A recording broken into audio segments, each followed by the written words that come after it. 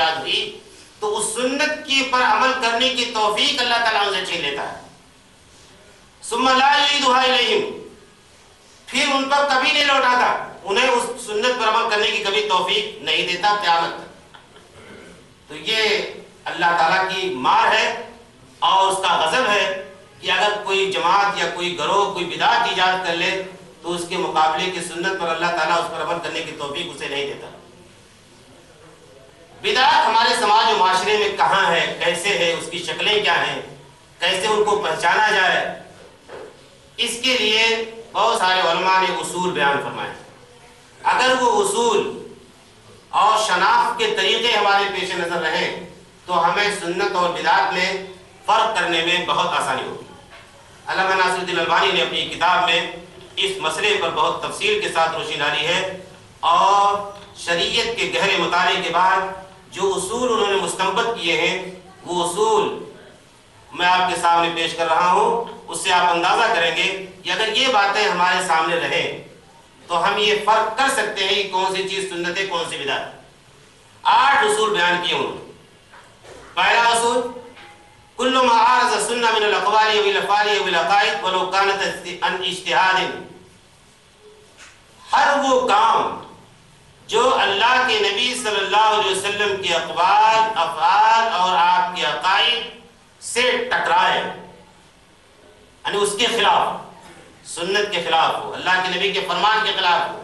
اللہ کے نبی کے قول کے خلاف ہو، عمل کے خلاف ہو، خواہ کسی نے اجتہاد ہی کر کے وہ کام کیوں نہ کیا ہو تو وہ چیز بدعت. تو یہ اللہ کے نبی صلی اللہ علیہ وسلم کی صحیح احادیث کے خلاف اگر کوئی عمل ملتا ہے وہ خواہ کسی کا کیوں نہ ہو وہ چیز اسلام کا حصہ نہیں، وہ بدعت. دوسرا اصول، کل امر یتقرب الی اللہ بہ وقد نہی عنہ رسول اللہ صلی اللہ علیہ وسلم، ہر وہ کام جسے انجام دے کر اللہ تعالیٰ کا تقرب حاصل کرنے کا ارادہ کیا جائے، یعنی ثواب پانے کا ارادہ ہو اور اس کام سے اللہ کے نبی نے روکا،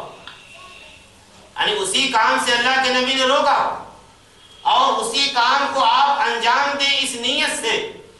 یا اس تصور اور عقیدے سے کہ اللہ تعالیٰ یہ کام کر کے ہمیں ثواب عطا فرمائے گا، وہ کام بدعت. مثال کے طور پر اللہ کے نبی صلی اللہ علیہ وسلم نے قبر پر عمارت تعمیر کرنے سے، قبہ تعمیر کرنے سے منع فرمایا. اب کوئی مسلمان کہے یا کوئی اپیل کرے کہ فلاں صاحب کا مزار بننے والا ہے یا فلاں قبر پر قبہ تعمیر ہونے والا ہے اور آپ حضرات چندہ کیجئے، دیجئے اور تعاون دیجئے، اور کوئی صاحب کوئی مسلمان اس نیت اور ارادے سے کہ یہ پیسہ میں اللہ کی راہ میں خرچ کر رہا ہوں، ایک بزرگ کی قبر کا قبہ تعمیر ہو رہا ہے، مزار تعمیر ہو رہا ہے تو مجھے ثواب ملے گا، یہ لازمی طور پر بدعت ہے. کیونکہ اللہ کے نبی صلی اللہ علیہ وسلم نے کسی بھی قبر پر عمارت تعمیر کرنے سے منع فرمایا. تیسرا اصول، کل امر لا يمكن ان يشرع الا بنص ولا نص عليه فهو بدعة الا ما كان عن صحابي. ہر وہ کام جو شریعت کے ذریعے ہی سے جس کا فیصلہ ممکن ہے، جس کا حکم آنا ممکن ہے، یعنی عبادت کا کوئی کام ہے، اب اس میں اپنی طرف سے کوئی اجتہاد نہیں کرے گا ایک مسلمان، نہ قیاس کرے گا، بلکہ قرآن مجید میں کوئی بات آئی ہے، حدیث شریف میں کوئی بات آئی ہے تو اس پر اسے عمل کرنا. لیکن اگر وہ قرآن و حدیث کے اندر موجود نہیں ہے اور اس پر وہ عمل کر رہا ہے تو یہ کام بدعت کا ہے. شرط یہ ہے الا ما کان عن صحابی، اللہ یہ کہ وہ عمل کسی صحابی سے ثابت ہو. صحابہ کرام کے بارے میں تمام امت کا متفقہ فیصلہ یہ ہے کہ عبادات کے کاموں میں انہوں نے جو کام انجام دیے ہیں وہ کام اللہ کے نبی صلی اللہ علیہ وسلم کے ساتھ رہ کر کے اسلام کے مزاج کو سمجھ کر کے یا شریعت کے مزاج کو سمجھ کر کے انہوں نے انجام دیا ہے، وہ کام غلط نہیں. ایک مثال دوں میں آپ کو، عیدین کی تکبیرات زوائد میں اور جنازے کی تکبیرات میں ہاتھ اٹھانا چاہیے یا نہیں، اس سلسلے میں کوئی حدیث نہیں آتی. نہ اللہ کے نبی صلی اللہ علیہ وسلم نے کرنے کا حکم دیا، نہ آپ نے اس سے روکا. دو صحابی حضرت عبداللہ بن عمر اور حضرت عبداللہ بن عباس سے ان دونوں مواقع پر رفع یدین کرنا ثابت ہے، عیدین کی تکبیرات زوائد میں بھی اور جنازے کی تکبیرات میں بھی۔ تو یہ کام اگرچہ اللہ کے نبی سے ثابت نہیں ہے، لیکن چونکہ صحابی نے یہ کام کیا ہے اس بنا پر اسے بدعت نہیں کہہ سکتے۔ جمعے کی دوسری اذان، حضرت عثمان غنی رضی اللہ تعالیٰ عنہ نے اس کا سلسلہ شروع کیا، صحابہ کرام نے اس سے اتفاق کیا۔ ہمیں ضرورت نہیں ہے، ہم نہیں کرتے، لیکن جو کرتا ہے اپنی کسی ضرورت کے تحت یا کسی مسجد کی ضرورت کے تحت، تو چونکہ صحابی کا اس پر عمل ہے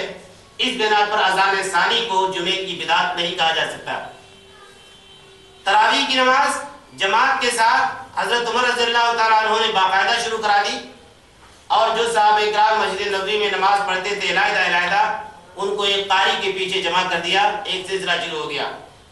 اللہ کے نبی نے اس کا پورا سلسلہ نہیں قائم فرمایا۔ کیا وجہ تھی؟ آپ نے بیان فرما دیا تھا کہ مجھے ڈر ہے کہیں یہ نماز فرض نہ ہو جائے۔ حضرت ابو بکر رضی اللہ تعالیٰ عنہ نے شروع نہیں کرایا، حضرت عمر رضی اللہ تعالیٰ عنہ نے شروع کرایا، چونکہ وہ صحابی ہیں، اس بنا پر تراویح جماعت کے ساتھ پڑھنا بدعت نہیں ہے۔ اگر کوئی شخص کہتا ہے تو ظاہر بات ہے کہ ان اصولوں سے لا علمی اور جہالت کا نتیجہ۔ چوتھا اصول، ما الصق بالعبادہ من عادات الکفار، کہ کفار کی عادات رسوم و رواج میں سے جن چیزوں کو بطور عبادت کے اپنا لیا جائے وہ بدعت ہے۔ آپ بہت ساری چیزیں، یہ معلوم ہوا کہ پٹاخے چھڑانا شب برات میں، پٹاخے کا شب برات سے کیا تعلق؟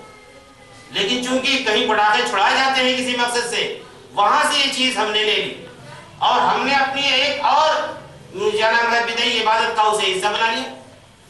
تو یہاں مراد یہی ہے کہ کفار کے رسوم و رواج میں سے کسی چیز کو بطور عبادت کے اپنا لینا یہ بدعت ہے۔ پانچواں اصول، ما نص علی استحبابہ بعض العلماء سیما المتاخرین منہم ولا دلیل علیہ، کہ بعض علماء نے جن کاموں کو بغیر کسی دلیل کے مستحب قرار دے دیا ہے، خاص طور سے دور آخر کے علماء نے، اور جس پر کوئی دلیل نہیں ہے تو اسے مستحب سمجھنا اور اس پر عمل کرنا بھی بدعت ہے۔ بہت سارے کام کیا اللہ کے نبی صلی اللہ علیہ وسلم نے فرض کیجئے کہ یہ لباس کا ایک معیار متعین کیا نماز کے اندر، اب آپ کہیں کہ یہ بھی مستحب ہے اور فلاں بھی مستحب ہے، تو یہ لازمی طور پر اللہ کے نبی کے زمانے میں تھا نہیں، نہ صحابہ کرام کے زمانے میں تھا، اور یہ اضافہ اس چیز کو مستحب سمجھنا یہ چیز بدعت کے اندر شمار ہو جائے۔ اسی طرح چھٹا اصول، کل عبادت لم تأتی کیفیتها الا فی حدیث ضعیف و موضوع، ہر وہ عبادت جس کی کیفیت صرف کسی ضعیف یا موضوع حدیث کے اندر بیان کی جائے، اس کیفیت کے ساتھ اس عبادت کو انجام دینا بدعت ہے۔ میں اس کی مثالیں بیان کر چکا ہوں آپ حضرات کے سامنے کہ اللہ کے نبی صلی اللہ علیہ وسلم نے جمعے کے دن بطور خاص درود پڑھنے کی تاکید فرمائی۔ ایک مسلمان فجر سے لے کر کے مغرب تک یا آدھی رات تک آزاد ہے، جب بھی اسے فرصت ملے بیٹھ کر، کھڑے ہو کر کے اپنی دکان میں بیٹھ کر، چارپائی پر لیٹ کر، جیسی صورت ہو، جیسے جہاں موقع ہو، وہ درود شریف بکثرت پڑھے گا۔ لیکن اگر کوئی شخص ایک خاص مسجد میں کسی کو بلا لے کہ دہی والی گلی کی مسجد میں جمعے کے بعد 1,00,000 مرتبہ درود شریف پڑھی جائے گی اور سارے مسلمان جمع ہوں اور ایک صاحب کی قیادت میں درود شریف پڑھنے کا اہتمام کیا جائے، تو یہ چیز بدعت ہو جائے گی۔ اللہ کے نبی نے عام رکھا، آپ درود پڑھیے جہاں بھی رہیے، لیکن جب آپ اس کو تعین کر دیں گے، اس کا یعنی اس کی کیفیت متعین کر دیں گے کہ ایسا پڑھا جائے، حلقہ بنا لیا جائے، ایک آدمی پڑھائے سارے لوگ پڑھیں، تو اسی چیز کا نام بدعت ہے۔ اور ساتواں اصول، الغلو فی العبادتی، عبادت کے اندر غلو کرنا،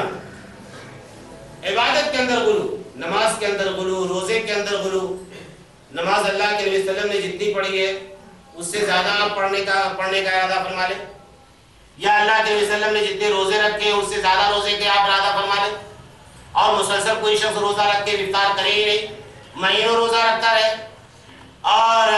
معلوم پوری رات نماز پڑھ رہا ہے، حضرت عائشہ رضی اللہ تعالیٰ فرماتی ہیں کہ اللہ کے نبی نے